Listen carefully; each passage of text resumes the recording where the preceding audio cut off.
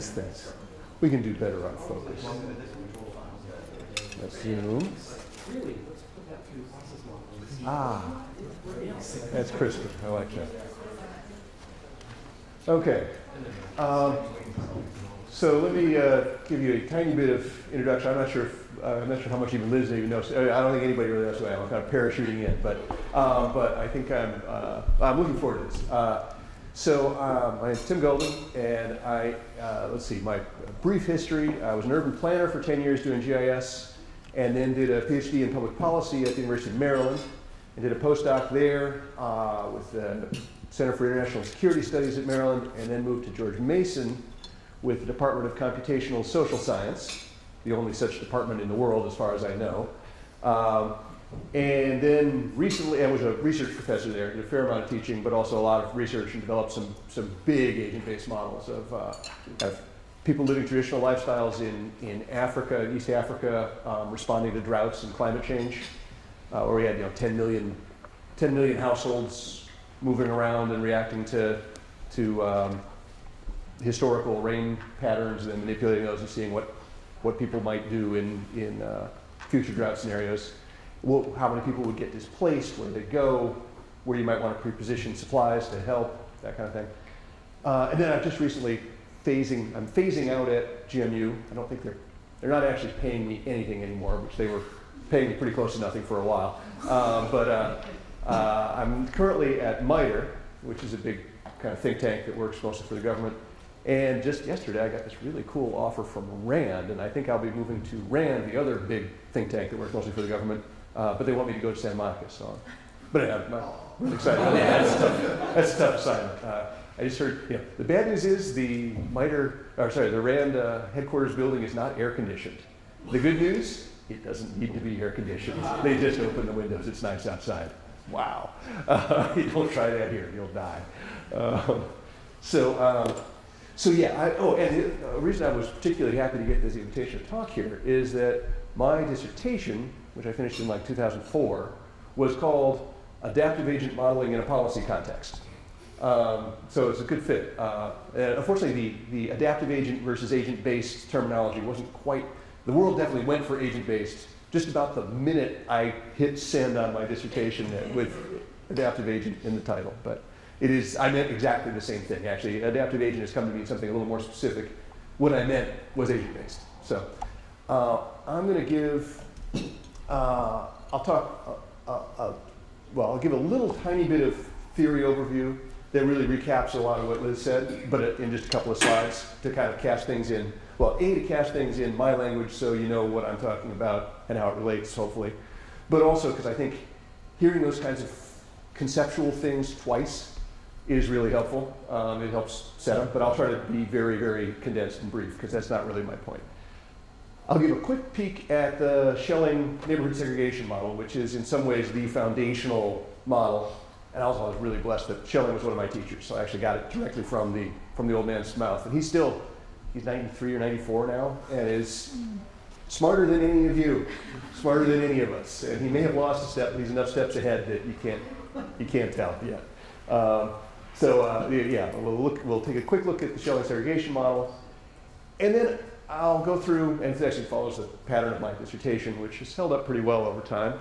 I'll try to talk about three models, one on international trade, one on city sizes within countries, how city size distributions get to be the way they are, and then I'll try to have time to talk a little bit about a civil violence model that was developed at Brookings, and how these illustrate three different ways of using agent-based modeling in a policy context. So first, a few things about modeling in general. And this is, again, recapping stuff that you probably, that you got this morning, but maybe in slightly different terms. A model is always a simplified representation of the world. It's always simpler than the world because we have the world. It's a really complicated model of the world that runs in real time. And it's only so useful. I mean, it's nice to have. I wouldn't want to do without it. But to try to understand it, you can't understand the whole thing. You have to simplify it. That's what kind of understanding is. So there are different kinds of models. And I'll build a, I don't know, not a terribly formal taxonomy of how you can think about breaking up models. There are qualitative models that talk about what the parts are. There are verbal models, a description, a visual model, a diagram. There are lots of ways of kind of unpacking and abstracting from the world that don't involve any numbers. They're just qualitative. But there are also lots of quantitative models. There are analytical models that you do with math, and you prove things with axioms and stuff. Statistical models, you feed in lots of data and calibrate some parameters and you can make predictions. And then there are simulation models that generally unfold over time and kind of play out how the thing moves forward. And we're obviously going to focus on a subset of simulation models here. And I would say models, particularly simulation models, are aimed at one or both of these objectives, either prediction or understanding. Prediction requires really a lot of detail and a lot of data. The Federal Reserve has predictive models that have 6,000 equations and God knows how much data. And they try to figure out what the unemployment rate is going to be 3 months from now, what they should do with interest rates in order to stay ahead of the inflation curve. When you they don't try to make predictions 2 years out, right? You can't do it. The system's too complex. But for short-term predictions, there's lots of data, lots of detail. You can get out a little bit, but it proves next to impossible for complex systems. Predictions, often the point of making an agent-based model is to show why it is that predicting the stock market is a hopeless enterprise. You're not going to be able to do it. And you can build a model that shows why you should just give up on trying to really do that in the ways that people try to do it. But you can say other things. We can identify kinds of certain trends or what's going to be stable or unstable, right? But point prediction often isn't possible in a complex system, or at least not very far out. But you can also build a model to try to gain understanding of how the system works. This requires a lot more abstraction, fewer pieces. You need to be able to kind of fit the model into your head, at least loosely. It needs to be simple models so a person can understand them. And you can often get real insight from a model that doesn't make useful predictions. The Schelling model that I'll show in a second is a great example of that, where it shows, basically, it was assumed that anything you saw in the world, that people's behavior was a revealed preference. That if we see segregated neighborhoods, racially segregated neighborhoods, it must be because people want racially segregated neighborhoods. We see them, it's a revealed preference, it must be what people want. And this model unpacks that, well, it doesn't have to be really exactly what people want. It can be a result that nobody really wants, that unfolds from the way the process works. So a great deal of understanding was produced there. And it's had a lot to do with affirmative action policies. It had a lot to do with various kinds of land use planning, lots of planning. Lots of policy has been driven by this. Yet trying to make that detailed enough that you can predict what's going to happen with a particular neighborhood. How settlement patterns are going to evolve over 10 years, or what real estate prices are going to do. Turned out to be very, very, very difficult, and not even very productive. So it produced a lot of understanding without producing a lot of prediction. So it's important to keep these two goals separate, to keep these goals straight. What are you trying to do? If you're trying to gain understanding, you want to keep the model simple. If you're trying to get predictions, you often need to make it much more complicated, but you're going to sacrifice understanding to get there. And these are really at odds in many cases. A little bit more about simulation modeling. It's a subclass of quantitative models. Simulation generally uses computational rather than mathematical analysis. You can do simple simulations sometimes on a game board. The original Schelling segregation model was done with nickels and pennies on a checkerboard. Hadn't invented computers yet, really. Simulation modeling is really handy when you can't do the math.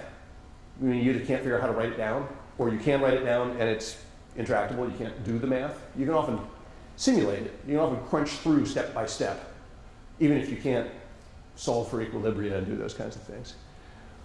When the system of the trajectory in time is important, sometimes you're going to produce some kind of oscillation or a shock is going to ripple through the system in some way. And you don't care. A great Schelling quote is that the hanged man is in equilibrium when he stops swinging. It doesn't. When I come to equilibrium someday, it will be when I'm dead, and I know that already. It's not interesting. right? What's interesting is how I get there. How do I get from here to dead? That's what I want to know. So just proving that I'm someday going to be dead, you know, in economics, right? In the long run, we're all dead. That's not interesting. I want to know the non-equilibrium states between now and then. And also, when the system doesn't have, right, when the system doesn't have equilibrium, yeah, the equilibrium states are not of interest. I guess that's me being dead, right? That's not of interest. I knew that, not what I wanted to know. Very generalized steps. When you do this kind of modeling, you want to identify your target system. I actually once used that term with anthropologists who immediately demanded that I stop using military terminology. It's like, no, I don't want to blow it up. This is the system I'm trying, it's my target of understanding. This is what I'm trying, this isn't a bomb target. This is an analytical target. This is the thing I'm trying to get, or trying to understand. Nothing to do with bombs. So I'm going to say, well, I'm interested in this, I don't know, the international trade system. And you're going to observe it. Just get a sense of what it does. Then make some assumptions about it. What do I think is important about it? What's my abstraction? What are the parts? What are the moving parts that matter? How little can I put into the model to get the understanding of the part of it that I'm interested in? Then you're going to build a model. And then there's the verification step, basically like debugging. Did you build the model right?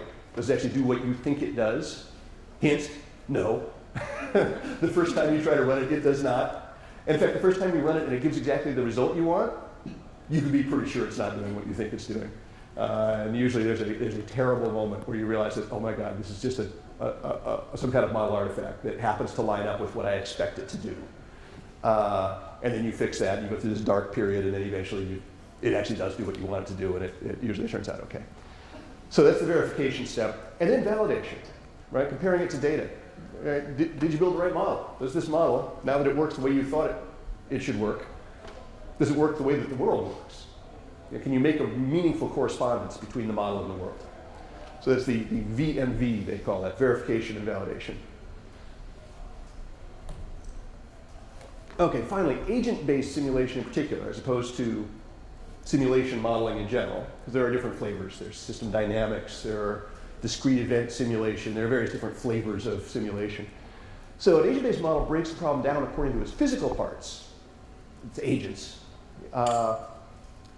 Whereas, say, a system dynamics model, think of a macroeconomic model with that kind of the Keynesian ISLM model, where you've got the savings rate and the money supply and the marginal propensity to consume, and all these things are interacting. But they're all properties they're kind of aggregate properties of the system, right? There's the savings rate, you have the amount of savings, but it's nobody in particular's savings. So let's break it down by its functional parts. With an agent-based model, we break it down by its physical parts, by its individual actors. So in an agent-based macro model, you'd have people who have a savings account. Right? I have an amount of savings, and this individual has a propensity to spend. And they're interacting with one another. They're not just spending in general, but they're buying things from somebody. So we're pushing the abstraction, breaking it down not by its functional parts, but by its physical actor parts. And for a model that isn't just completely out of control, we're representing the system as a collection of structurally similar parts with heterogeneous states. So all of my people, or at least people of a certain group, if it was an Ebola model, the population, people have certain characteristics. Right? They have a level of wealth, they live in a certain town, they have a family that has certain people in it, and they do certain errands. And they all have that basic structure. But each person is in a different family, and is of a different age, and has a different wealth. But then we may have some other types. We may have doctors, we may have buses, we may have some other agents that are, but we have a fairly limited number of different kinds of agents. But we may have a very large number of different parameter values, sets of parameters that those agents have. So that's now you can get models like the immune system is a complex system with an awful lot of different kinds of moving parts. And that's why it's such an interesting bunch of science, because it's a zoo. Usually in social science, it's best to avoid intentionally creating a zoo like that. You want to carve off a piece of the problem you can kind of get at, so you don't have too many different kinds of agents. And agents are often, but not always, representations of people, as something was mentioned earlier. Right? In one of my models, the agents are cities, because that's really where the interaction was happening, given the abstraction that I was using.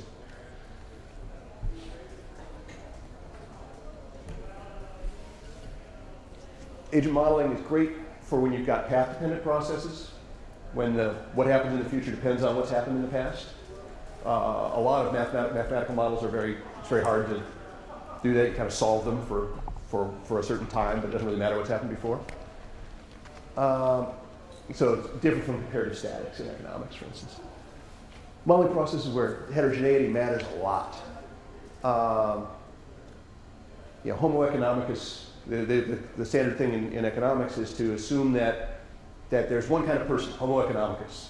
People behave rationally and are kind of all have the same behavior set. Well, Homo economicus, of course, is a sociopath, right? There are people like that who only care about their own interests, and we try to find those people and actually lock them up. They're dangerous. That's not really how people behave. People care about the people they care about. They do care about the common good to at least one extent or another. They have certain biases that depart from the kind of canonical assumptions of rationality. But those are very hard to represent mathematically, right? The math works with Homo economicus, which is why I think traditional economics is always like that. With agents, you're free from that, right? If you can define the behavior in a systematic way, you can roll out agents that have that behavior, see what they do. The math doesn't have to work anymore. Very handy. Specifically, processes where bounded rationality and imperfect information are fundamental. So often the math works better if you assume everybody knows everything and everybody makes perfectly rational decisions. We can actually write down what the functional forms of that would be and solve it. Well, often in an agent-based model, you don't have perfect information. You have two friends. You talk to the two friends. You see what they're doing. You imitate their behavior in some way. That's how I do things, right? I don't actually figure out I just bought a new espresso grinder. Well, what should an espresso grinder cost, right? There are lots of different costs. Well, I don't know how much it costs to manufacture them. I'm trying to compute what my utility is for a better drip. It's hard to really put a number on that. What I end up doing is reading a few reviews here and there, talking to a couple people who have espresso grinders, and coming up with what seems reasonable. That's often how people actually make decisions, and it's easy to do that with agents. And also, a nice bonus when you're working with agents, looking at distributional impacts. Notoriously difficult. I usually present this in kind of an economics context, but when you're looking at distributional impacts, if you're dealing with a representative agent and functional things like savings rate, you really don't know what the impact of some change will be on, say, inequality. I mean, it's hard to, you don't have a parameter for that. You don't have a unless you build a model that has some theory about how inequality changes, and that's going to be one of your outputs. Well, here you can always take your agents and line them up, make a histogram, right? So you've got 1,000 or 10 million or whatever people. And so you can look at distributional impacts very naturally in this context. Now, whether your abstraction is such that it gives you that it affects distribution meaningfully, that still is up to you. But it is a modeling method that lends itself nicely to ideas about looking at distributional impacts. Okay, one more high-level thought. I really think that the agent perspective can help broaden the way people think, particularly when they're trained in economics or other physics-derived disciplines. And of course, physicists use this kind of modeling all the time these days. Too much of modern social science is still following Newton's ideas about what physics was. And it's good, I mean, it's good stuff. But physics has moved on. Physics understands about interactions and endogeneity and stuff. Too often our pre-analytic vision of what the problem is, right, our intuitive abstraction, based on our training, because little kids don't really have intuitive insights, intuitive thoughts about how state instability works, right? You need a fair amount of conceptual platform to even have these these intuitive conceptions. Well, if you've been trained to make sure to get the math to work, you're going to look at it, you're going to see it in the math terms you're used to, and you're going to not even look at things that you might be able to look at otherwise. So with agents, you can relax so many of the assumptions required to make the analytical math work that you can think more broadly. And once you've thought more broadly, of course, there's only been word people who think more broadly, and they write these essays that people read and say either, well, that was interesting, or that was completely incomprehensible, I have no idea what he was talking about, which happens far too often. You can actually take that conceptualization that you can't do with math, implement it rigorously, and explore it in a simulation, explore it statistically, compare it to data, so you can keep the kind of quantitative rigor that social science increasingly wants without having to actually be able to do the math. So, okay, enough theory. The point is to look at how this stuff actually gets used a little bit. Hello, okay. So, I'm going to give you a peek at the Schelling segregation model. A couple words about it first. It really is the first example of a real agent-based model, I would say. I don't know, maybe Conway's Game of Life, but this one is certainly the first agent-based model with definite policy implications. And remains one of the, I think, one of the best. The point that it's going to demonstrate in just a minute, I hope, is that as I was saying a little bit earlier, that the pattern of racial segregation that we were seeing in neighborhoods in the 60s, and that, in DC we still see today for sure, is not necessarily, or not a simple revealed preference. That there's an internal logic to what's going on that gives people way more segregation than anybody necessarily wants. And it finally got proved by, who was it? Peyton Young at Brookings. Proved that this worked in 2005. But Schelling did the model in like 1960. Right? So, and it was a big model. It was a big deal. People cared a lot about it for, what, 45 years? And finally, Peyton Young managed to prove that it works. Well, in the world of economics, it used to be that if you hadn't proved it, it wasn't true yet.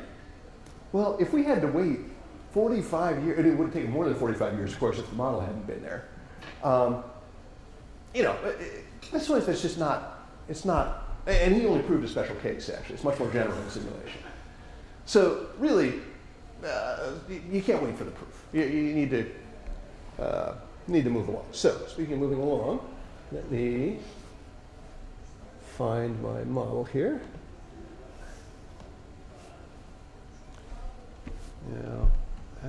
I've got way more real estate than I expected to have. Let me spend a second trying to make this bigger. How does that?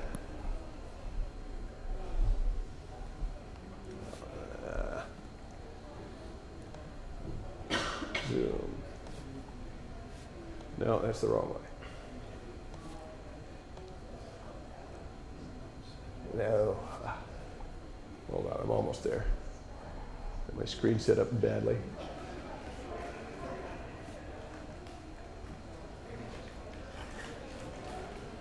Oh, come on.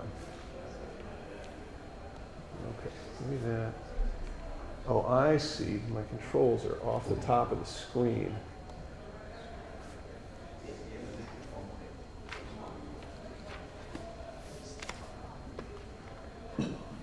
Hold on a second. I need that top bar up there. Let me make this a little smaller. There we go. Okay, I'm still working over my shoulder, but I think I'll get this working in just a second.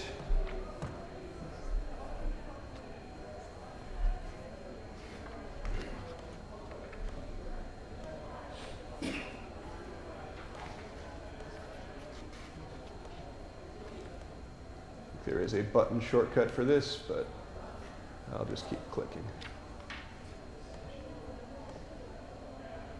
How many people are familiar with the Schelling segregation model? Most people. Okay, I will talk about it, but I won't talk about it too much. So what we've got here, quick note on the interface. The one that's built into Net Logo has little triangles pointed in random directions, but the directions don't mean anything. That's extraneous information. Don't do that. And the turtles are on a black background in red and green. 8% of men can't see the difference between red and green, which means for 8% of men, there's no information being displayed. Don't use red and green, right? I mean, I can see them, but I have friends who can't. I mean, this is not to be, strongly PC, ADA, but, just don't use red and green because people can't see what you're doing. So what we've got here, very simply, is we've got two kinds of people. We've got red ones and blue ones. And they have some preference for their neighborhood. They're going to look at their immediate 8 neighbors. Their Moore neighborhood is the technical term for that. And they are going to count up and see whether they are happy in their neighborhood. And at the moment, they don't want to be in the minority. They want at least half of their neighbors to be of their own sort. Now, in this case, they're just as happy to have more. But you can actually do versions of this where they're less happy when they have more. And when you're in a monochrome neighborhood, you're less happy than when you're in a diverse neighborhood. It doesn't actually impact the result significantly. You get the same kind of result. So we run this. And when it finally gets to a point, all right, if you're not happy, you move to a random square that is empty. I think in this case, you're not moving to one where you are happy, you just move to someplace else.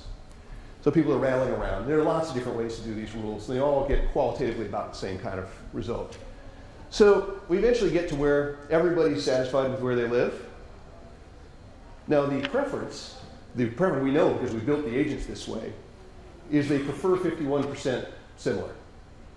The revealed preference, what people do, 94.3% similar. Right? Well, why is this? Well, most of the people, when we started, let me go back to the start there. When we go back to the start, let me go, just go a little bit, and went kind of quickly there. But we started it, a little over half of people were unhappy. But now we're down to, only 10% of people are unhappy. Well, 14% of people are unhappy. But they already have 90% similar. Well, so most people are happy here. But they're going to keep moving. Because once somebody moves, let's see if we can find somebody who's got, all right, this guy here has, well, not that guy. There's a good example. When you get somebody who's got neighbors who's almost okay. I'll say neighbors. You got somebody who's got 3 neighbors of his own sort and 3 neighbors of the other sort. So he's happy. That's good.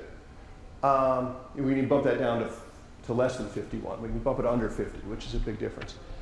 The problem is if one of the ones of his own sort moves away, then he's not happy anymore. So then he has to move. So the whole thing kind of comes unraveled. So now you don't need half. You're okay being outnumbered, but you still end up with 87% similar by the time you get everybody satisfied. So it really drives this wedge between the idea of what people want and the outcome that people get. Now you still have a bias, a preferential bias, right? People are still homophilous. They're trying to be with, they would prefer to, anytime people would prefer to outnumber over being outnumbered, you're going to get a lot more segregation than people want. So instead of needing, it was hard to find the people who would admit to wanting that. And it was a mystery. Why when we interview people will nobody admit to being a strong racist, or only a few people will?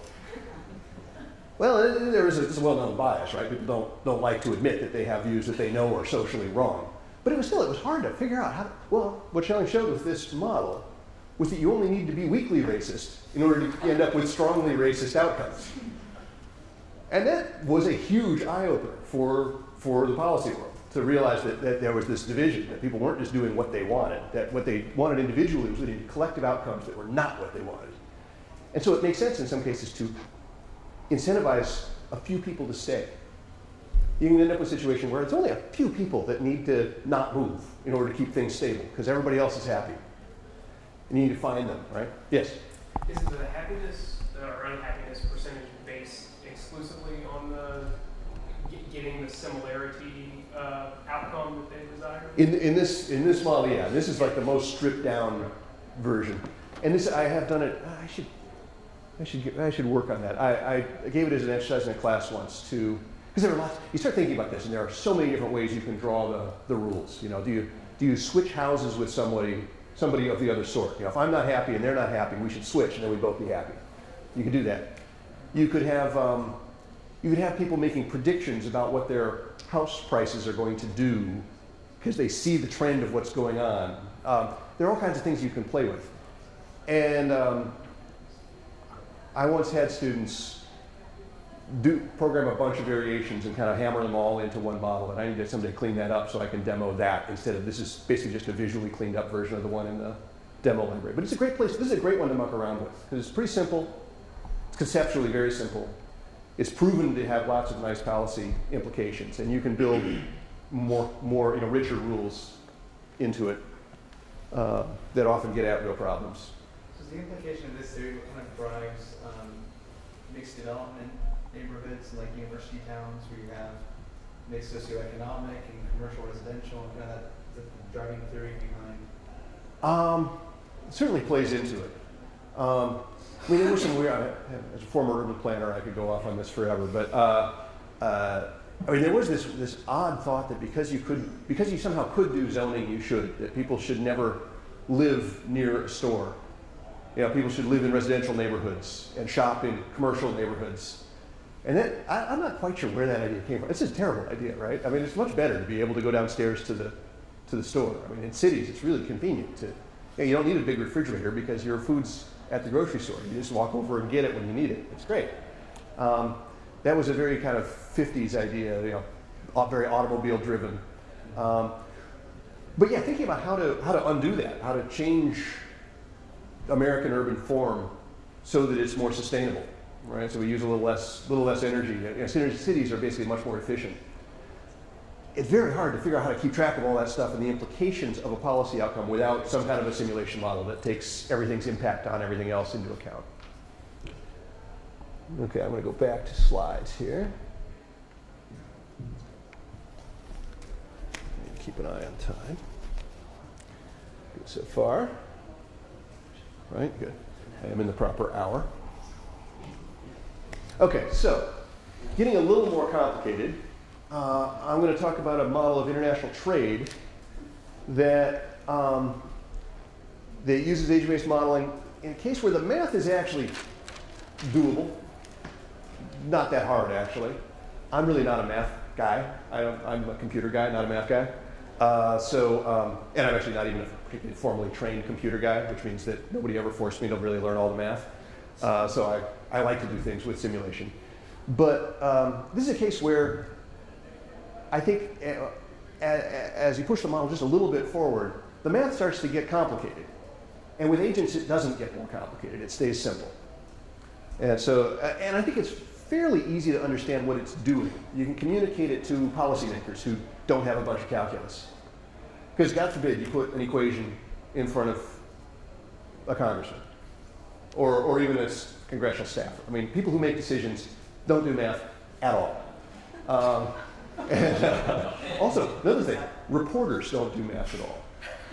I taught statistics in a policy school, and it was amazing. I had two kinds of students that struggled mightily. One was students who just weren't too sharp, right? I mean, that was like a problem. But the other was reporters. I had some reporters who were journalists who were really well trained, super bright. You could talk to them about anything. They knew all kinds of stuff. They couldn't learn statistics. I think because they're trained that things are true or not. If you get enough sources, it's true and you can report it. If you don't get enough sources, it's not true and you don't know and you can't report it.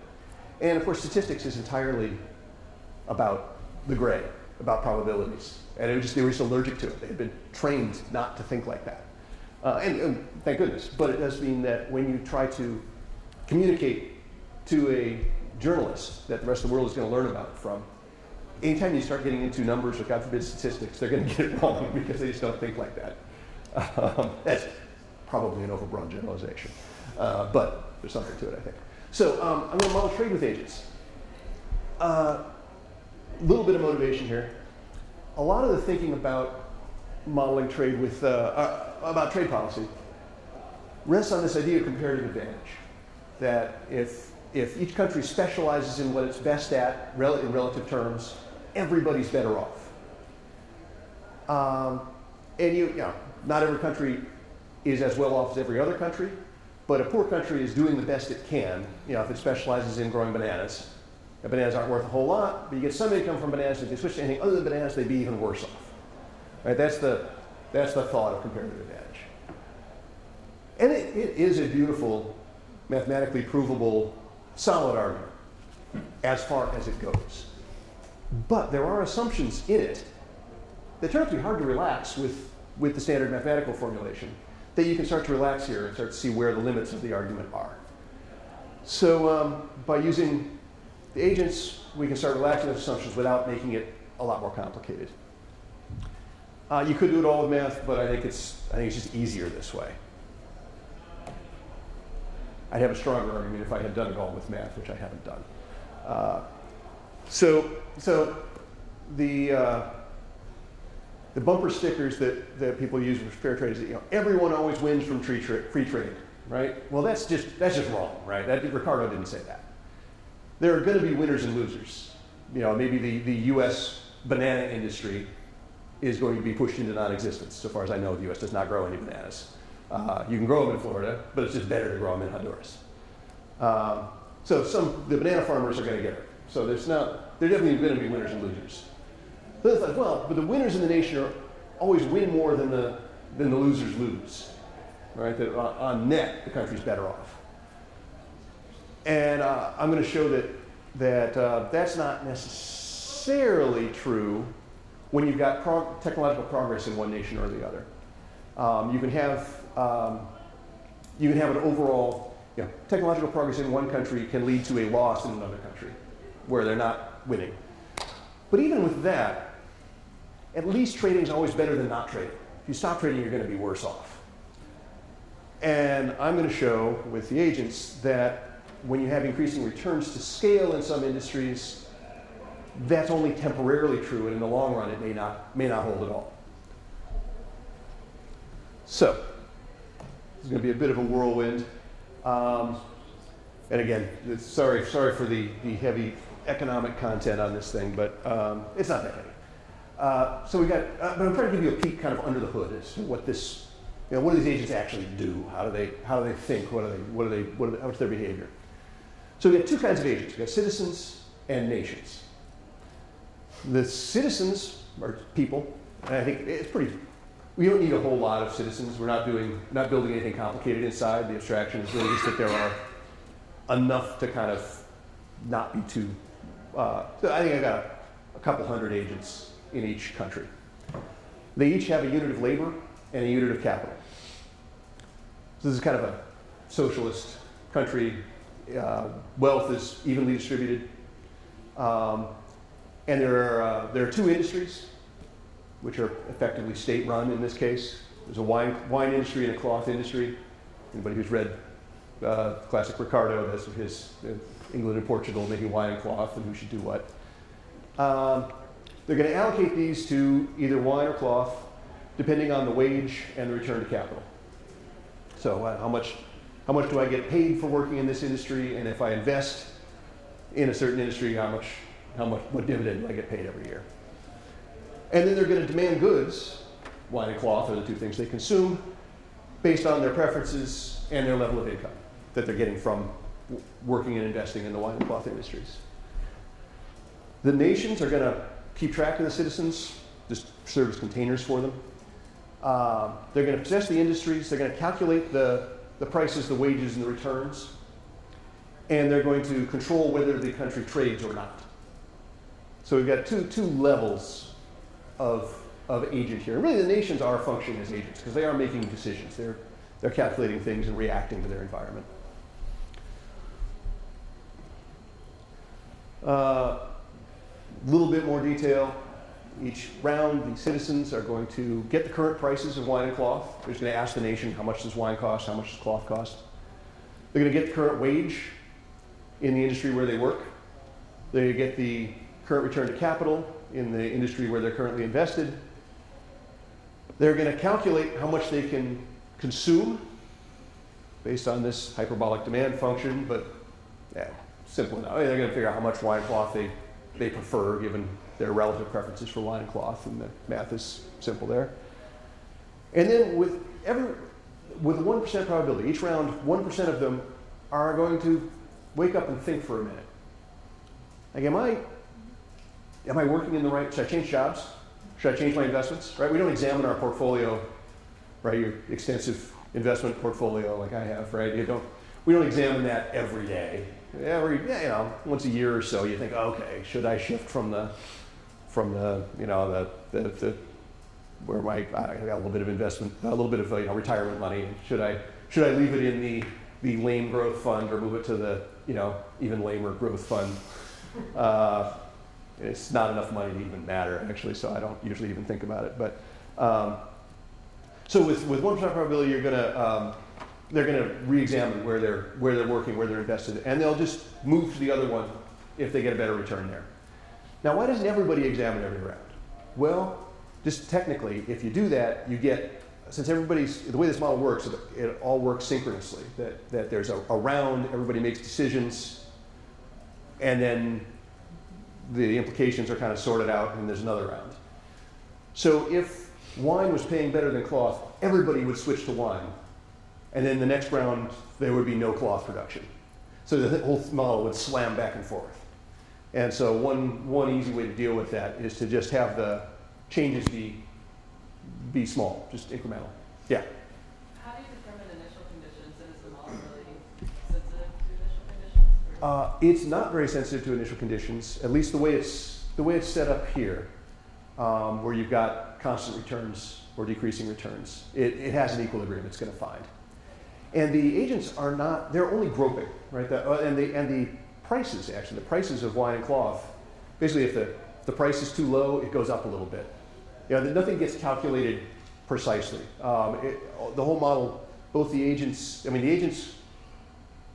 grope for which industry is best, and the prices go up if they're too low and down if they're too high. But there's nothing being calculated with precise rational terms. Everything's gropey. Which means that when things are unstable, things don't break. They just oscillate.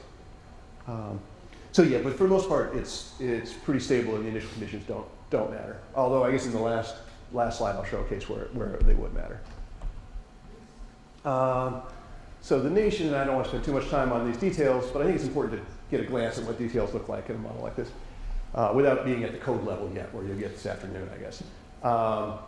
Two national industries. Got Cobb-Douglas production functions where the quantity of wine is some constant times the amount of labor devoted to wine to some exponent times the amount of capital devoted to wine times some exponent. Capital A is the efficiency of the industry. How much wine do you get for that much input? And these alpha and beta are the returns to labor and capital. If those add up to 1, you have constant returns to scale. If they add up to less than 1, you have decreasing returns to scale. If they add up to more than 1, you get increasing returns to scale. And this is, I don't want to do a whole economics thing, but those of you who know what those are, great. Those of you who don't, you'll survive. I think it'll all make sense anyway.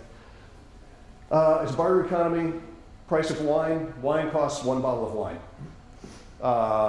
Price of cloth is priced in terms of bottles of wine. So everything's bought and sold in terms of bottles of wine. It just makes it easier. You don't have to deal with the money abstraction. The price of cloth goes up a little bit if demand outstrips supply, down if there's a surplus.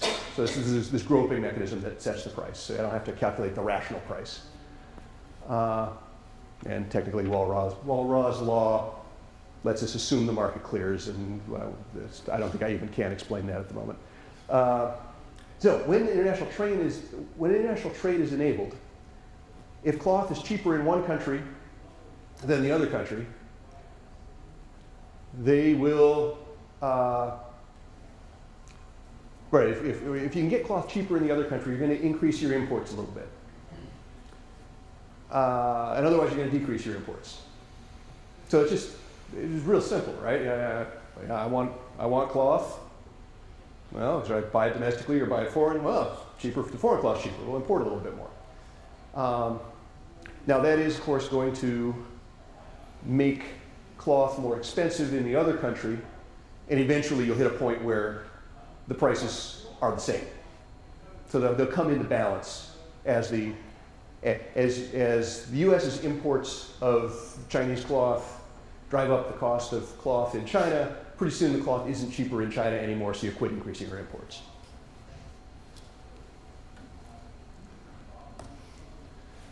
Okay, the nations do a few things.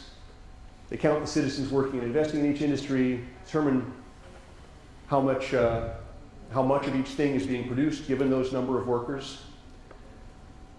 They determine the wage by calculating the marginal productivity of labor. Basically, how much would you produce if you added one more laborer? That should be theoretically the wage. Determine the return to capital by just subtracting how much you're paying in wages from how much you're making overall, right? That's how much capital gets what's left after the workers get paid. And the theory says that the workers ought to get paid the marginal return to labor, so that is all reasonably clean. And then we're going to adjust the price of cloth incrementally to move demand towards supply. Adjust the level of trade incrementally to equalize commodity prices between the two countries, like I just talked about. And then we're going to calculate a total national utility using this trick that Samuelson came up with in 2004. Now, the main point of this interesting paper, the great Paul Samuelson was still writing papers in 2004. Fantastic. He did his big work in the 50s. His main point was that if a country makes a lot of progress all of a sudden, it isn't necessarily good for everybody. That technological progress in China could pose real challenges for the US, was his specific case. So he sets up this notion that we have a less populous, highly efficient country and a larger, less efficient country, and they're trading. I won't go through the math, but China has 10 times the population of the USA, and this is all super abstract. And Samuelson did this in the Journal of Economic Literature in 2004. China has 10 times the productivity per person, but a tenth as many people, so you get about the same output from both. Highly, highly abstracted. This is not really a characterization of either of those actual countries. So the US is 20% more efficient in cloth, only 5% more efficient in wine. So relatively speaking, China is better at wine, US is better at cloth.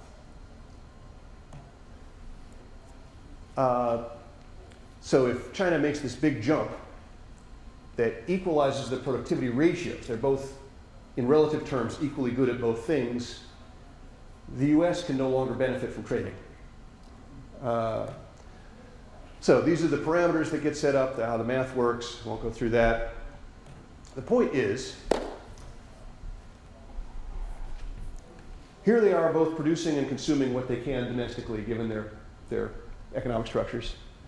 Then they start trading. And as they trade, total utilities in both countries goes up as they can import the thing that's cheaper in the other country and get more of both things. But when the US, when we shut off trade, or sorry, when China makes this great technological leap, suddenly it's not worth trading anymore because wine and cloth are the same prices in both countries. They're both the same relative efficiencies. So the US falls back to its autarky level, but China, of course, because it's still as good at the one thing as it was, and it's better at the other thing, gets a lot more stuff. So this was Samuelson's point that he did with algebra. It's pretty simple. But you can do it with agents. That's my only point. This is kind of a docking exercise. And I think this is a great way to make progress with an agent model. Rather than coming up with something that's completely woolly, come up with something that's well established, reproduce it with agents, show that it does the same thing that the math does. Then say, I can relax an assumption. And say, if you were with me so far, you should stay with me when I change this assumption. Now I've got a result. So I'm going to try to do that now. I'm going to introduce increasing returns to scale. And Gomer and Bauble wrote this really good book, Global Trade and Conflicting National Interests, that outlines this using linear programming. It's not, they make it a little murky exactly how they're doing it, but their verbal arguments are excellent. They point out that this comparative advantage argument rests on the assumption that at most, if you double production, it takes twice as many inputs. And really, the usual assumption in neoclassical economics is that you have decreasing marginal returns to scale. That in order to double production, you have to use more than twice the inputs. And you think about putting fertilizer on a field, right? The first bit of fertilizer, you get a lot more productivity out. There comes a point where you start getting less and less additional output as you put more fertilizer on. At some point, you may even start getting, you're just burning it, you're killing it by putting on so much fertilizer that you can't grow crops in a bed of just nitrogen fertilizer. They'll die. And of course, neoclassical economics was developed in the context of an agricultural economy where that was the kind of thing you were dealing with. But with especially high-tech manufacturers, the first car you produce is not the cheapest car.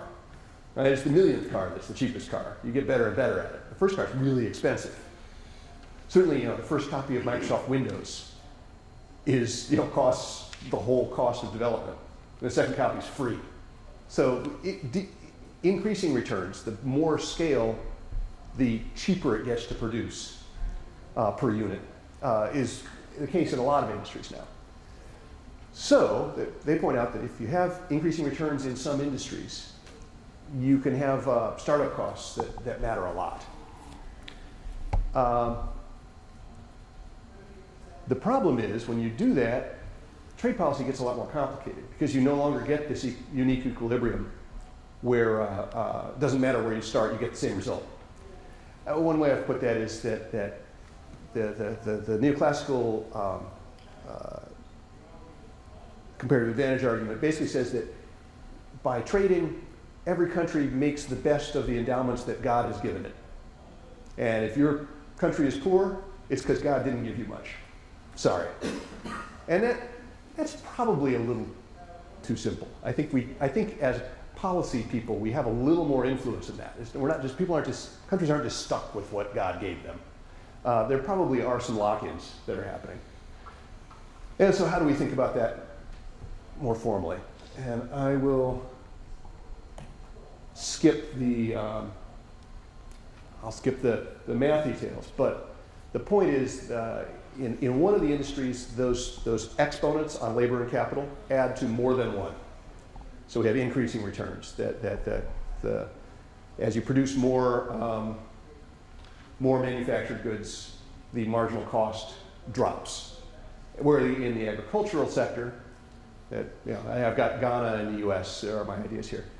U.S. is producing some kind of high-tech manufacturers. Ghana is producing some kind of agricultural goods, cocoa or something. Ghana is subject to decreasing returns. As they add more fertilizer, they get less marginal additional cocoa. Where the U.S. has increasing returns, the more cars and computers we make, the cheaper they get to produce.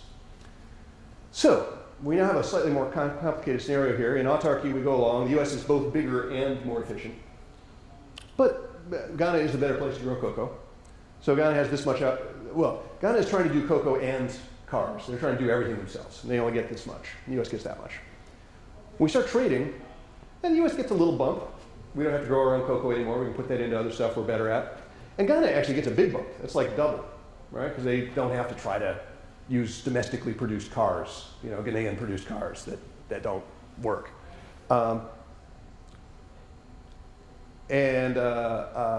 Interestingly, though, in this case, we have a shift here, the one that Samuelson had, where Ghana suddenly gets way more efficient. They get to be just as good at producing manufacturers as the U.S. is. Right? Everybody goes and gets a master's in computer science, and they're all, actually, I know some West African computer scientists, and West Africans are perfectly capable of doing perfectly good computer science. Actually, it's mostly East Africans that we have at the GMU Computational Social Science School. But yeah, it turns out there's plenty of smart people every place. You can train them up and they're good. Well, here's the thing that happens. So you had that big jump that happened when China developed. Well, when Ghana develops, nothing happens. Why? Well, because they don't have the scale in the car industry to actually be efficient. They can't compete because the US is already making cars at scale and is going to retain that industry. But when then Ghana shuts off trade, said, no, we're going to just do everything ourselves now. They initially crater, but as they restructure and quit just growing cocoa and start making cars, now pretty soon they come up to better than they were. They're better off in autarky here because they're really good computer scientists at this point, right? They have lots and lots of master's degrees and they're sharp. And the US takes a hit, right? We're no longer benefiting from their cocoa. So they're both better off. Now that's a pretty extreme example. I don't know if you can find a real example where a country would be better off shutting down completely. But here's an interesting thing. When we turn trade back on again, well now, Ghana can actually compete. I think the progress is that they're now better at the manufactured, the high-tech thing than we are. When we trade again, well, they can now actually take advantage from trade, make us grow the cocoa. They manufacture the stuff. We have to buy the stuff, and we're worse off. So you get this, there's a lot of room now for trade policy, because the neoclassical theory is you shouldn't do trade policy, right? If you just no regulation, everybody gets the best they can get, all policy can do is mess it up. Argument here, if you have increasing returns, there's room for policy. Countries have interests, there are things to negotiate about, it might be, yeah, there's actually room for policy and negotiation. And you can explore it in the model. That's a motivation for using this kind of a model. And I have got another summary slide or so on this. I guess I covered most of that.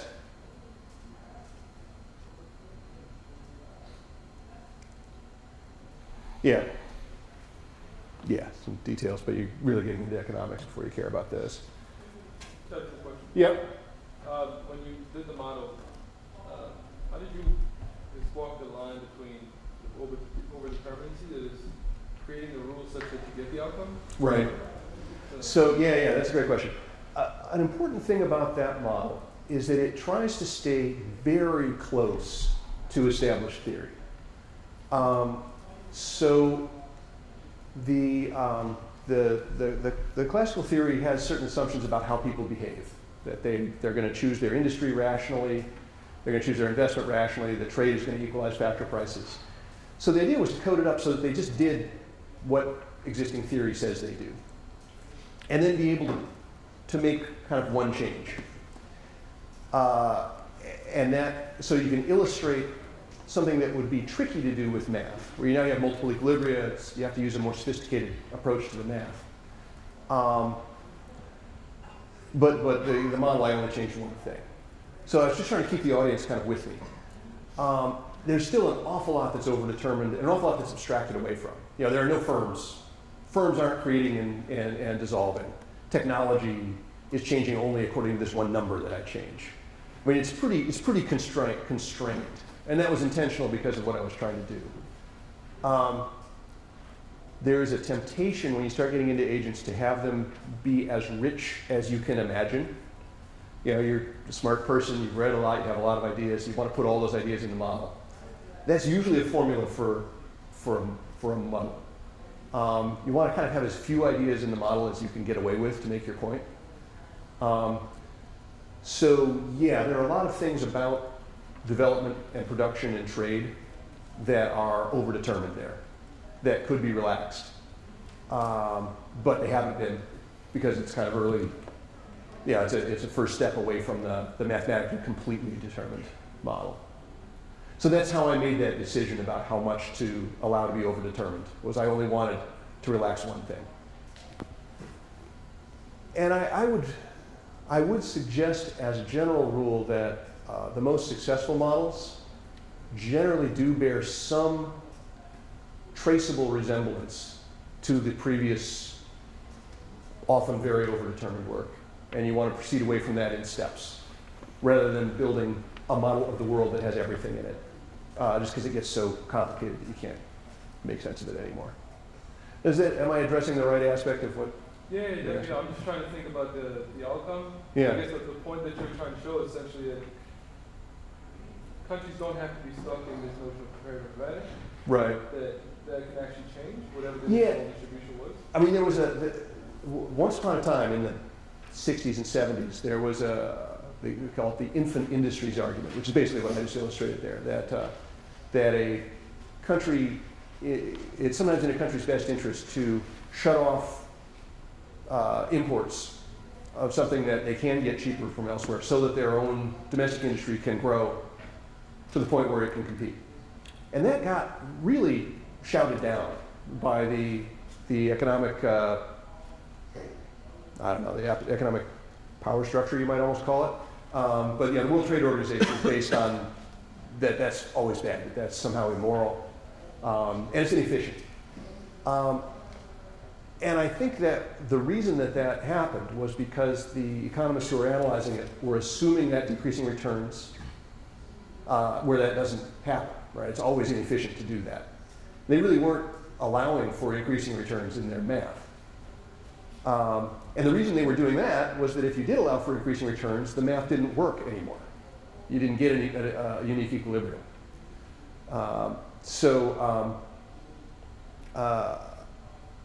was my point? I guess my question is, so if you do this model, yeah, and you are able to show through the model that indeed the country now is able to sort of shift, right, from, in this case, but the crucial thing, I guess, is the point at which the country shuts off trade, right, and then re-engages in trade. Yeah. So there's this period where you're sort of harnessing the technology that you have, right, then engage. So, yeah, having gotten the outcome you have, right, which is the sort of more equal trade at the end, right. wouldn't you not focus then at the point of transition when they shut off? Yeah. Now this model is definitely geared toward understanding rather than prediction. So my point is to prove that if you believe that there are increasing returns in industries, which I think is pretty easy to demonstrate, it then follows that there's room for trade policy, that it sometimes makes sense to protect your domestic industries. What I'm not doing, the parameters don't have realistic values. What I can't show is exactly when you should do that, how long you should protect them. Exactly how that transition should work, this model is not detailed enough to get at. All it does is show that there is such a thing.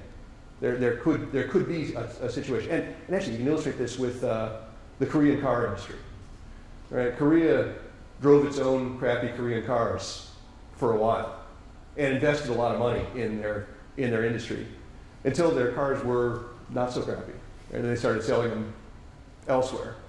And now, yeah, some of the best cars you can get in the U.S. are Korean cars. I mean, really, and Japan actually did the same thing in the 80s. I remember when they first imported Civics, they were laughed at. And then by the end of the 80s, nobody was laughing anymore. They were eating most of our car industry. And Korea's doing the same thing. I mean, but that was the whole Asian tiger thing was a very managed thing that had to do with national investments and restrictions on trade. Let me challenge you a little bit. Yeah. Why have this model if I can just simply look at this example and say, yes, that is possible? Well, because economists are very thick-headed about these things, and will cling to their theory in spite of evidence. Again, painting it perhaps a little bit broadly. I think it helps make it clear why. I think there were a lot of interpretations about how the Asian tiger economies did what they did. And you certainly had people willing to say, no, it wasn't protectionism, that held them back. It would have been even faster if they hadn't done that. What it was Koreans are really smart. I don't know what the argument would be, but it would be something other than trade policy. That trade policy is always bad. It was something other than that. So the idea with this model is to make enough space to say, look, it's theoretically it really follows from the theory that you buy, with this one relaxation that's reasonable, to say that protectionism in this case worked. And we can actually say where it's not always going to work. You know, if you can't hope to leapfrog your competitor, you shouldn't shut down. You should, it's not like shutting down will always make you better. It just, there may be strategic situations where you can get your industry to a scale where it's viable. But it remains much more future applied work to figure out when that is this particular industry worth pushing? How long do you have to push it? I mean, you have to live in poverty for 50 years in order to get your industry to the point where it's competitive. It's probably not worth it. So there's a lot of application that would need to be done.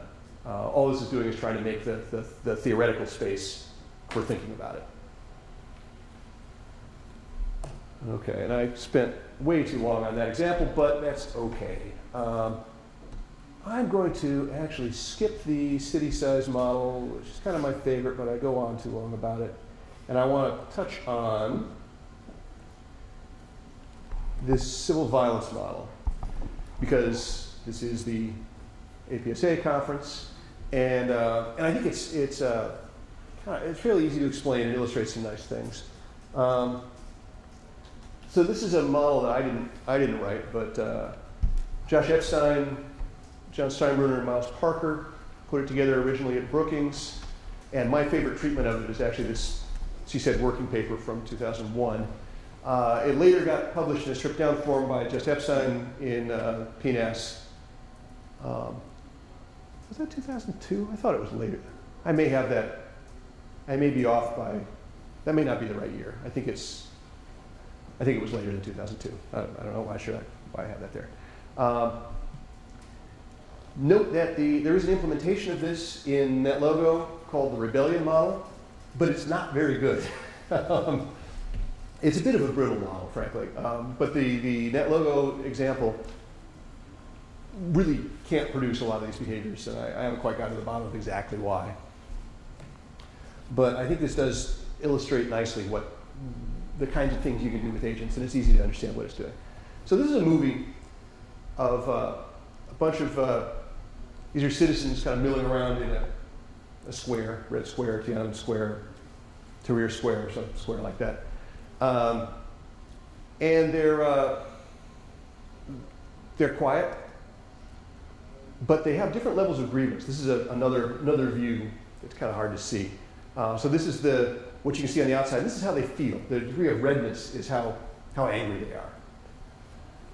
The black dots are cops.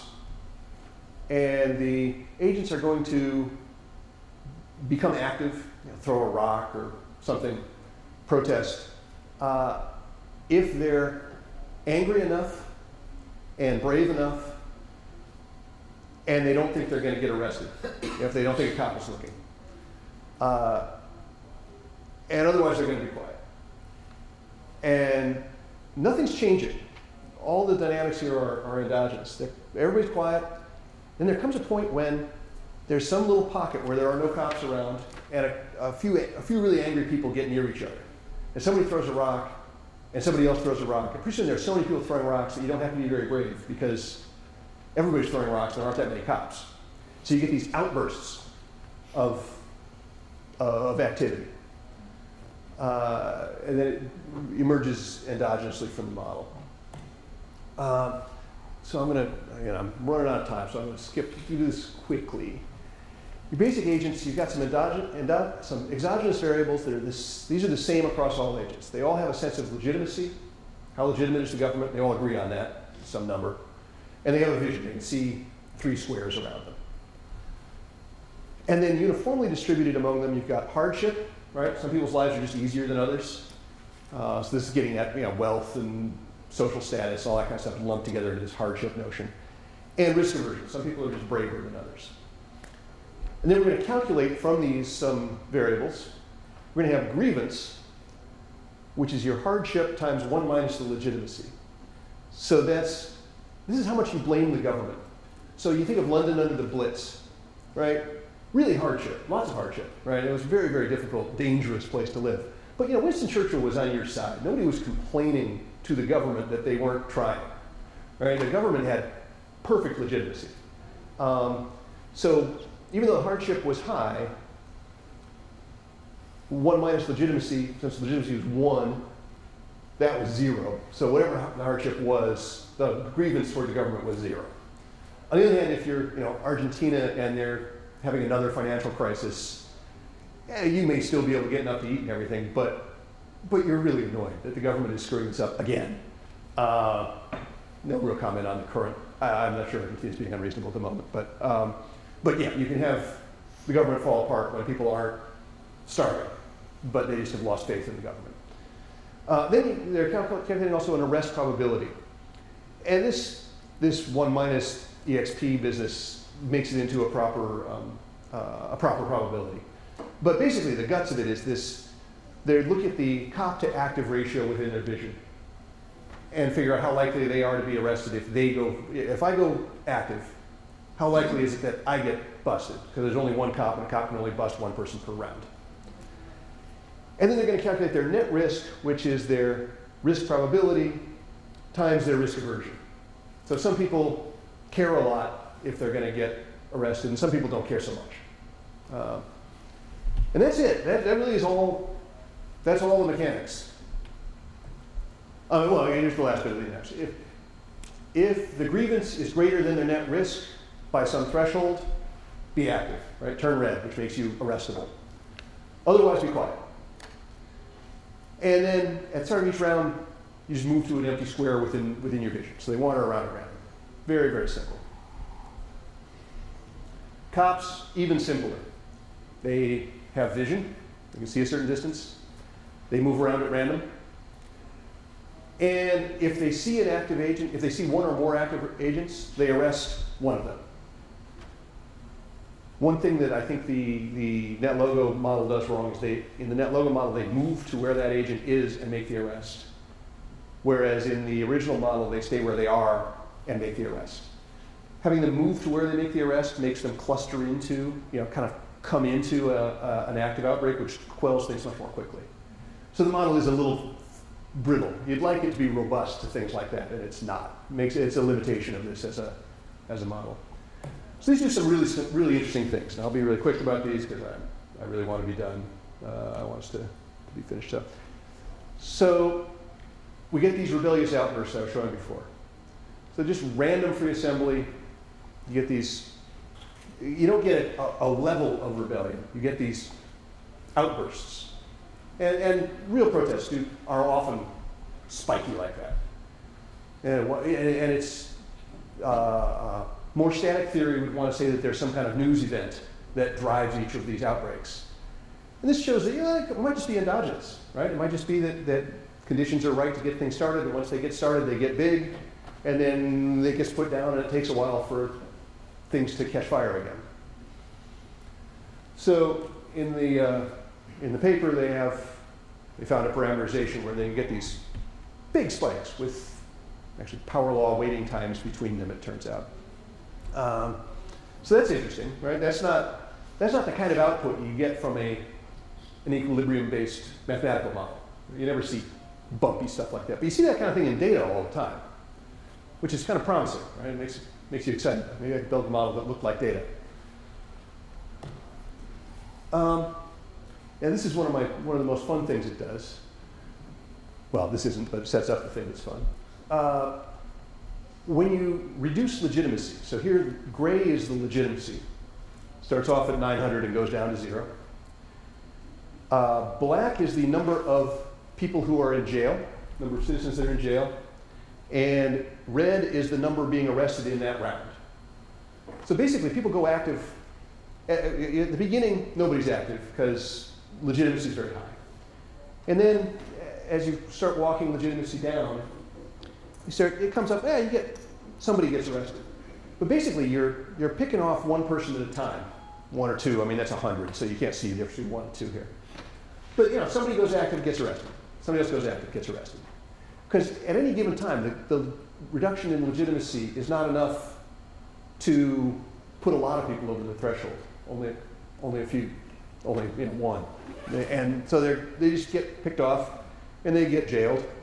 And now you got a bunch of people in jail, and legitimacy goes down to pretty much nothing, because there is a threshold that they have to be over.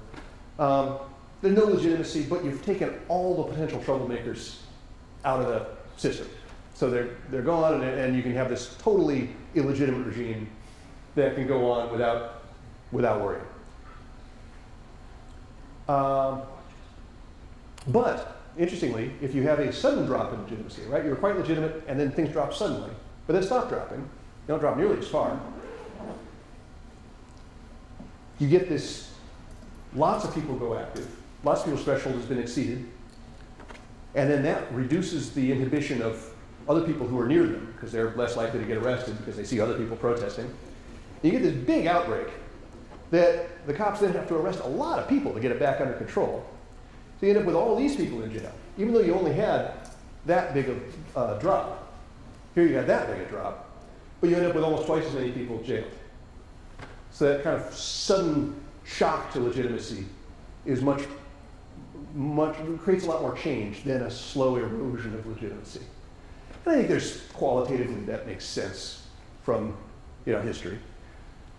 So here's a graph that looks similar, but tells a very different story.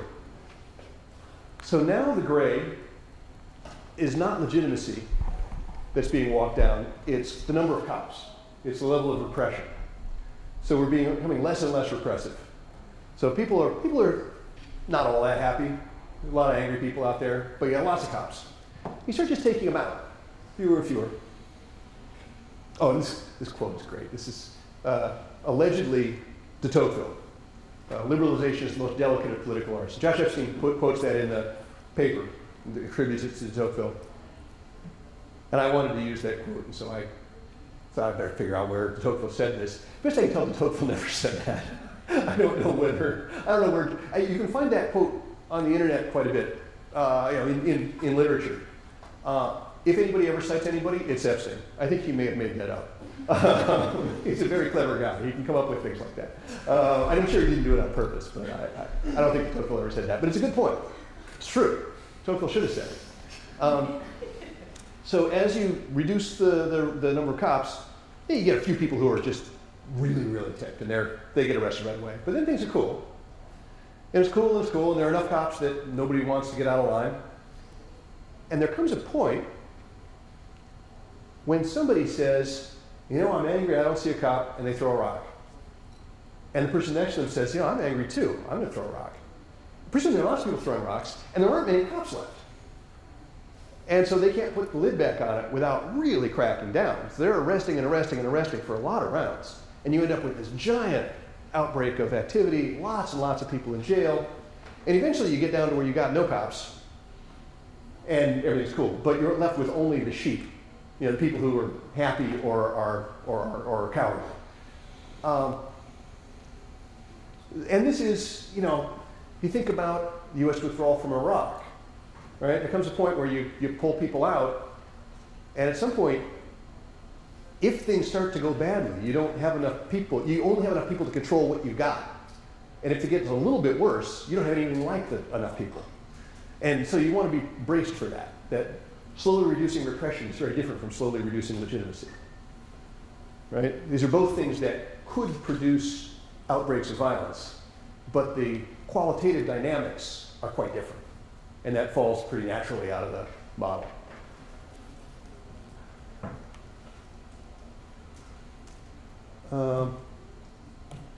Okay, one slide on why you would want to use agents for thinking about conflict, and then I'll wrap up. Well, then I'll be done. I will have wrapped up.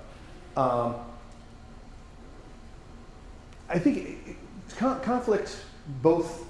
This gets used by the military and war game kinds of things. But I think in political science, it's also very useful for thinking about state stability and kind of political dynamics, because there's a lot of context and positive feedback that goes on in conflicts.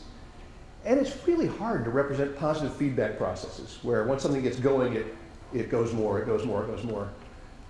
It's hard to do that in formal models that aren't very, very specific. You can show how a situation might spiral out of control. But how do you have a whole country full of potential situations like that? How do you gang that all together in a model that actually works? Well, this is a nice context for thinking about that, those kinds of feedback effects. Also, I'd say, in a lot of cases, yeah, I mean, prediction would be great, and there are lots of efforts out there trying to figure out how to identify a coming genocide before it happens. But, you know, we can kind of do that. Like, you know, Rwanda, there were experts on the ground who said, look, there are 50 people that you need to arrest now, or it's going to be terrible. And they were not arrested, and it was terrible. And I think part of the reason for that was that the experts, even though they could make the prediction, the world just didn't quite have the understanding of how far south things can go, you know, how things can unravel like that. And so, you know, a better understanding of how genocides happen, having that percolate through the academic and political structure would help the people on the ground who can say what they think is going to happen. It helps that land on more fertile ground when the theory is there, when people understand what they're potentially looking at. So I think looking at agents can be very useful for, like an analogy. Figure out where you're throwing matches into a vat of liquid, right? Is it a vat of water, in which case they'll go out? Is it a vat of diesel, in which case they'll still go out, actually? Diesel's funny like that. It doesn't produce fumes, so you can throw matches into diesel all day long, it won't burn. Or is it a vat of gasoline, where once you light the match, you don't even need to throw it in. You're probably standing in enough fumes that the whole thing's going to blow up. The agent context is great for understanding qualitatively what kind of situation is this. You can't predict the match, but you can maybe gain insight into what is it you're throwing the match into.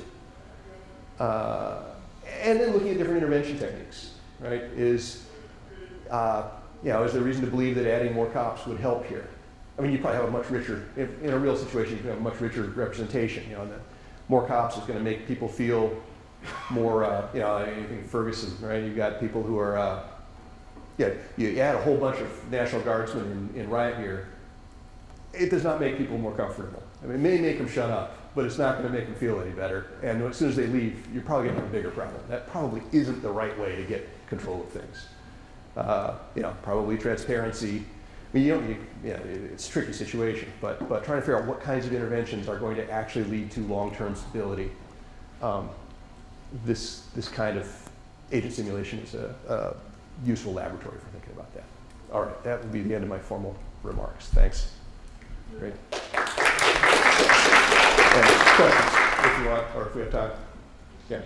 So it's interesting throughout this talk and the one earlier is that there's this emphasis on this kind of simulation isn't that great for prediction. Mm-hmm. But then there's equally this emphasis on it is really good for determining, Yes. determining policy levers you can use to change the situation, which seems to me they both are kind of forecasting. You're saying, well, if I do this, then the situation will be different in this way. Right.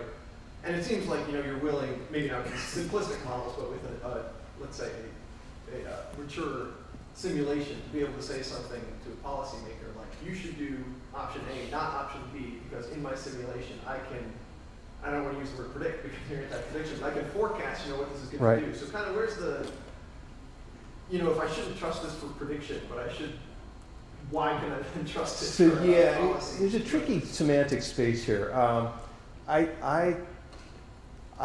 Prediction, I guess the term is often used point prediction.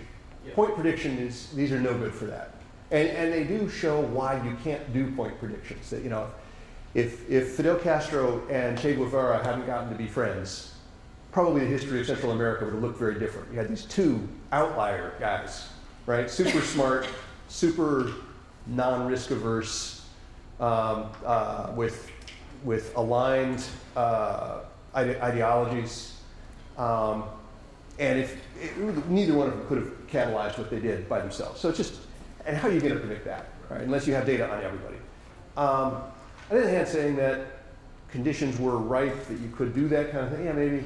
Or saying that the networks are important. That if two people like that get together, they could do something. So it is, yeah, I guess the term prediction, people contrast point prediction with forecasting, as though those really do mean the things they would like them to mean, and they don't necessarily. But yeah, the prediction of the kinds of things that will happen, the direction that things are likely to go, you can do with this kind of model. Whereas any kind of precise prediction of exactly where things are going to be is generally hopeless. And that is a really important distinction.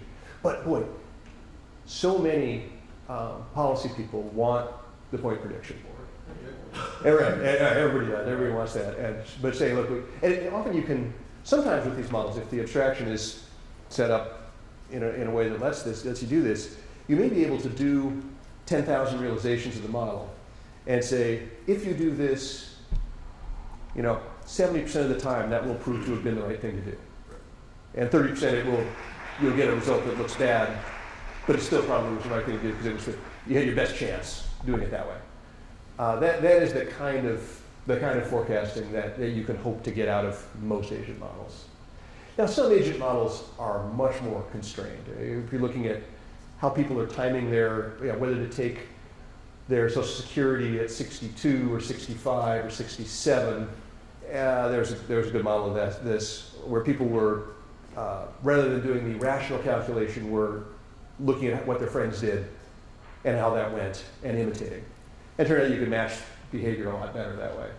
That was a fairly predictive model that didn't have a lot of stochasticity in it, but it just got the structure right. So it depends on the model. Sometimes you can make something like a point prediction, but much more often, where you're dealing with a real complex system, you really are in this probability forecasting business rather than predicting. Yeah. So is the primary comparative advantage for ABM vis-a-vis formal theory or game theory is that you can simulate things that don't have closed form solutions? That you can relax assumptions and Right. do like program evaluation in a fluid fashion? I think that's formal theorists would probably sit here and say, I can do all this in a mathematically rigorous way, Right. model it in R, and reproduce everything here. Right. Why would I need to learn this? I'd be surprised if,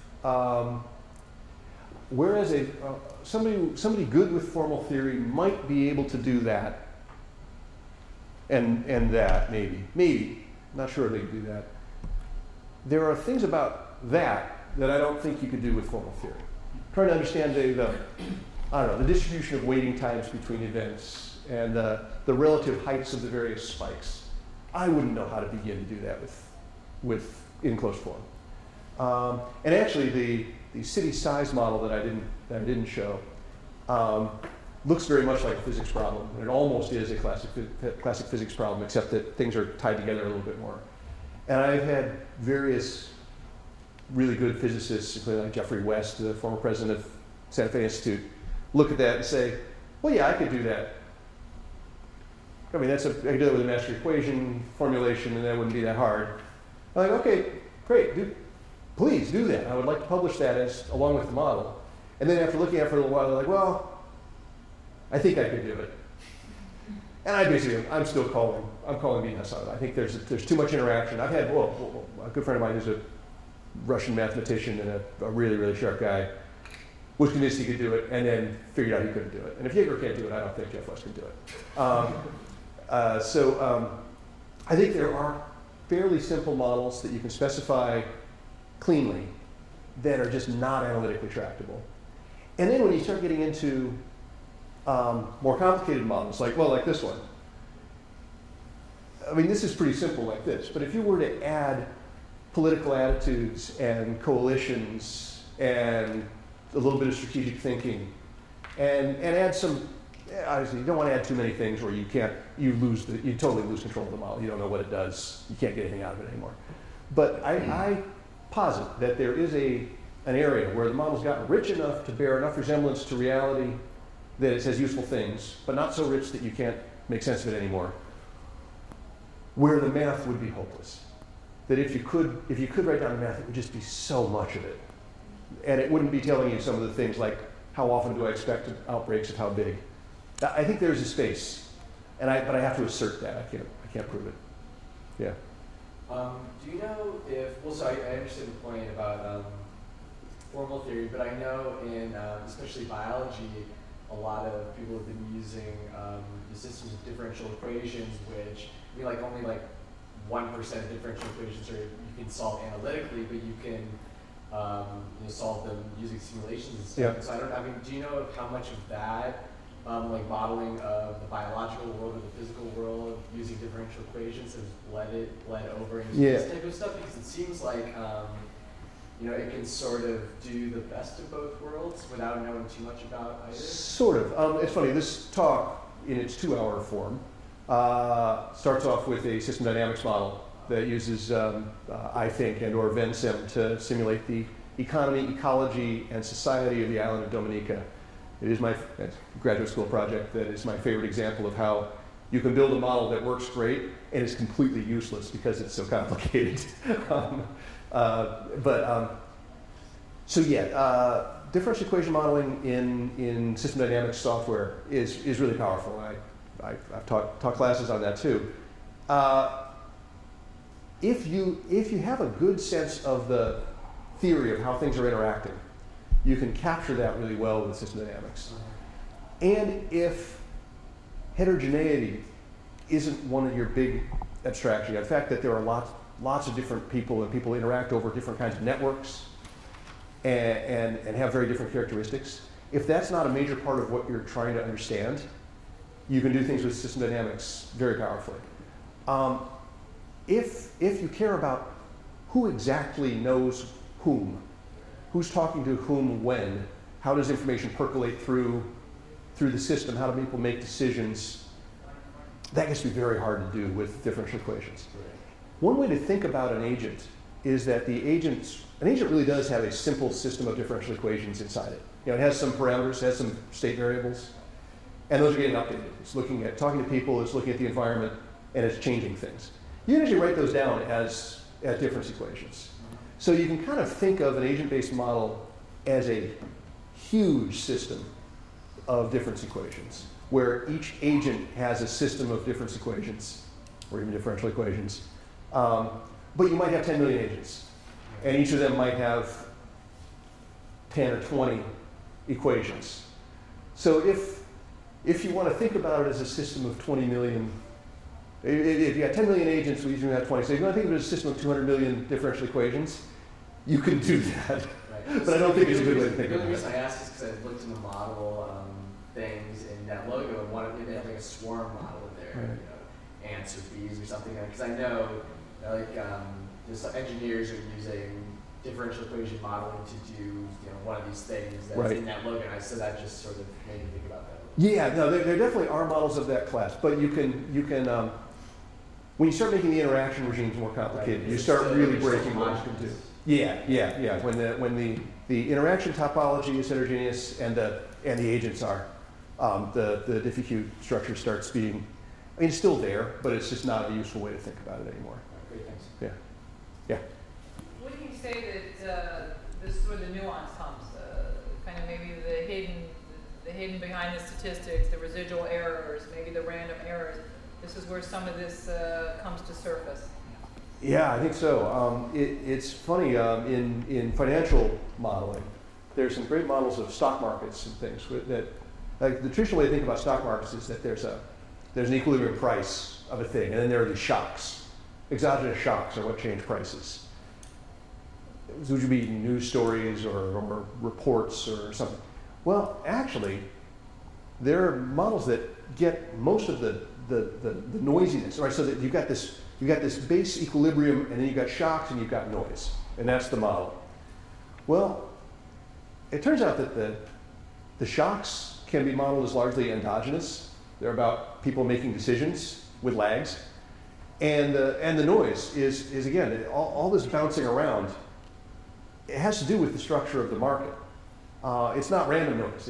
It's hard to predict, but it's chaotic and complex rather than just stochastic. So yeah, you can start unpacking things that have been modeled just as random noise. It's not easy, right? I mean, this is a very unconstrained way of modeling. Modeling techniques are generally defined by the constraints that they place on you.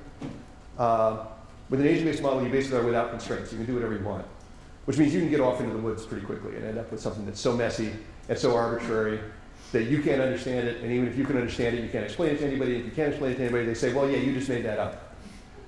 Which is why I'm a fan of staying close to somebody's existing theory and trying to extend it, trying to expand from some kind of platform that you can stand on. Because you can get off with no platform. But yeah, you can start getting at noise and shock ideas without just treating them as exogenous. You can start understanding how they come from within the system. And nuance, really. You can start, basically, if you can state a behavioral pattern consistently, you can code it, you can model it. And that's pretty good. I mean, you don't get to have nebulous ideas. They have to be rigorous ideas. But any rigorous idea, I would say, you can model. And that is nice, because in a lot of contexts, there are things you can state rigorously that you can't figure out how you could possibly put that in a model. Okay, yeah? You know, something interesting, I was at an NIH conference, and Ross Hammond did it at the Brookings Institute with his group. And what they did was, it was the first, it's called Under the Skin Simulation. And by that, they were working on obesity. So they took research they knew about the brain, development of the brain and obesity propensities in youth, and they put it in like a Schelling's neighborhood. And it was basically a broccoli or a chocolate cake simulation. And they ran it and they found out how close you needed to be and what some of the parameters. Well, it didn't predict, but it gave them information on where they needed to disseminate this information at what age. And then the point being that, well, were they going to add more things onto the model? No, that's all they wanted to know. So that was pretty, I thought, pretty revolutionary, an amazing model too. Ross is really bright. Actually, the city size stuff I didn't show is actually work that I originally launched with Ross when we were both at Brookings, when we were both in grad school. And he's been doing some really neat stuff with, he thinks pretty deeply about this stuff. Another thing that is relevant to political science is, along the lines of the chocolate cake model there, is sometimes you've got quantities that you don't know how to measure. I mean, legitimacy is notoriously slippery. Well, by modeling it, you can refine the concept and figure out, okay, what do I really mean by that? Well, in this context, I really mean exactly this. Now, how would I measure that? Well, if this changed, how would it change? You can start backing into an operational definition of what you'd like to measure and how you might go about measuring it if you can capture the effects of some latent variable in a model and look at its behaviors and then think about, again, how to go back in and actually measure it in the real world. And I think that one of the points of some of Ross's obesity modeling is to either figure out, like, here's a parameter we don't know the value of, but maybe once we have the whole system, we can infer it. Like, it has to be this or the model doesn't work. And with the models well enough theoretically grounded, that probably is it. And you can see if you can measure it and see if it is that. So yeah, you can sometimes fill in gaps in your theory or figure out where the holes really, really are. What do I need to measure? How would I measure it? Or where do I not have theory? Where is the theory consistent? And where does the theory not add up to what it's supposed to? Where are the holes? Where are the gaps? Something you can capture here. Yeah. So let's quibble a little bit. Okay. So we're talking about the difference between how this is operationalized in that logo. And well, one of the issues might be that the cop has to move in order to arrest the individual. Right. That's a relatively small change between the two models. Yeah. In this operationalization, it looks, as you said, kind of like maybe what we saw in Iraq. So exactly. It's vaguely correlated to that. Yeah. Well, but if only a minor change in how it's coding says it no longer looks like that, yep. Why should I believe that I can take that model and it gives me an appropriate explanation for the same behavior in, say, France or Afghanistan or Libya or any place else? That is, I think, a really interesting and open question. And I always debate whether I'm going to present this model. I mean, the thing I love about this model is you can understand it well enough that you can pretty much load it in your head and run it intuitively. Yet it produces this rich behavior that's so interesting. The thing I don't like about it is so brittle. And I don't have a formal methodology for deciding how brittle is too brittle, or even really any guidance for how to make that call. I think it's advanced hand waving at the moment, and hand waving is a powerful thing. I wave my hand even now, and sometimes that is really what you need. You want to point out that, look, easing up on repression doesn't just make people happy and peaceful. Just when the cops go away, that isn't necessarily a safe thing to do. You need to do that carefully. And if somebody doesn't understand why, you show them that graph, and it makes enough sense that you don't really need the model once you see it. So it's useful for some things like that. I would be hesitant to use this model in its fairly fragile state to do a lot more than that. And models like the Schelling segregation model, a great thing about it is you can do 50 different variations on those rules, and you get differences, but qualitatively you get the same thing, right? The revealed preference is always greater than the actual preference. It's very robust. So that kind of robustness to minor variations is something that you look for in a model that's going to be used in a lot of contexts and have a lot of influence. And this model has not, it cleared the bar to get published in Proceedings of the National Academy of Sciences. It's been a fairly influential model. I think it's a good model, but it's not a great model, largely because of its fragility. Yeah. And that's something that as a modeler, you really do want to explore. How robust is this to small changes in parameter values, or even big changes in parameter values? If it is really sensitive, can I explain why? Is there some reason to think that the model would find this knife edge it needs to sit on? So yeah, understanding how robust it is and if it's fragile, why it's fragile, is a part of doing the V&V process. Yeah. Following up on this point, what are the norms around what information is shared in publications? People post their codes? That is an evolving norm. Increasingly, the norm is to, the norm that journal editors are trying to push, like Journal of Artificial Societies and Social Simulation is one of the big journals in this field, now demands that you post the model in a repository where everyone can get at it. They demand that. It doesn't always happen. In fact, it often doesn't happen.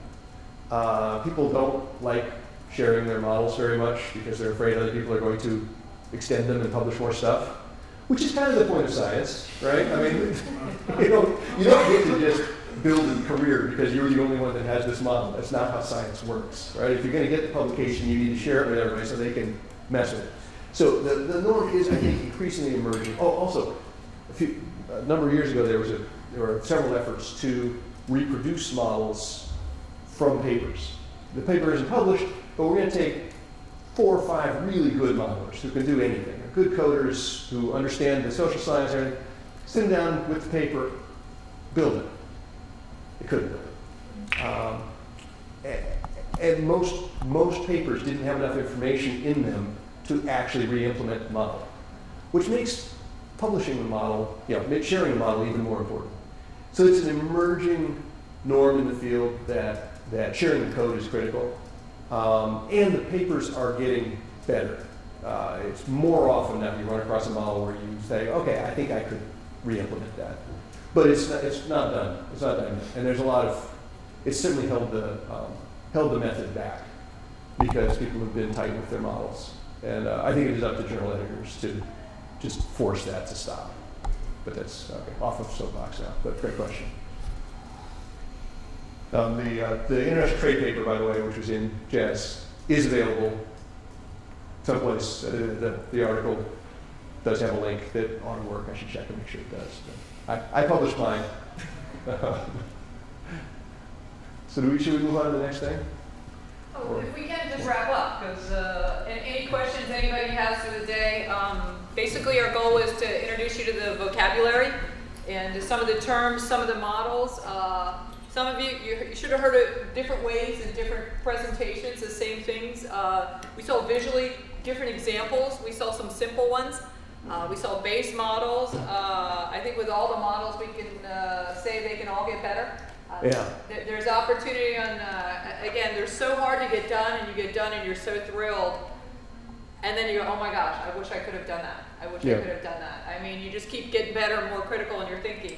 As far as resources, please email me.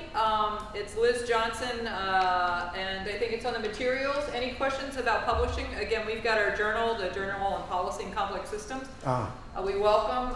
We've got the Young Scholars Conference coming up. Any resources you need. I work with the Complex Systems Institute at the University of North Carolina in Charlotte. If there's anything that we can help or point you in the right direction, I don't know about you. I see stuff from all over the world.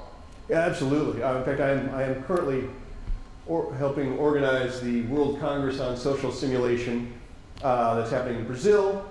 Probably wasn't the best choice given everybody's funding cycles right now, and it's having a hard time getting critical mass. I think it's going to be big enough to go, but it's tight. But I will certainly recommend next year the Computational Social Science Society of the Americas, which I'm the secretary of. We meet usually at Santa Fe at the Bishop's Lodge. And it's a nice little conference that is all about agent modeling, often with policy implications.